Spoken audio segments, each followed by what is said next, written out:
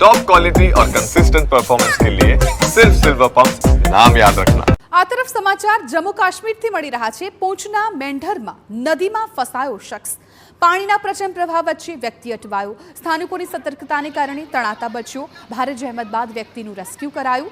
જમ્મુ કાશ્મીરમાં હવામાન વિભાગ દ્વારા ભારે વરસાદનું એલર્ટ જાહેર છે અને નદી કાંઠે ન જવા એડવાઇઝરી પણ જાહેર કરાઈ છે। જોકે તેમ છતાં કેટલાક લોકો આ એડવાઇઝરીનું ઉલ્લંઘન કરતા નજરે પડી રહ્યા છે। મેંઢર વિસ્તારમાં એક વ્યક્તિ નદી કિનારે પહોંચ્યો હતો અને પછી એકાએક નદીનું જળસ્તર વધી જતા તે પાણીના પ્રચંડ પ્રવાહ વચ્ચે ફસાઈ ગયો હતો। જોકે સ્થાનિકોએ સત્વરે મદદ પહોંચી તેનો જીવ ઉગાર્યો હતો।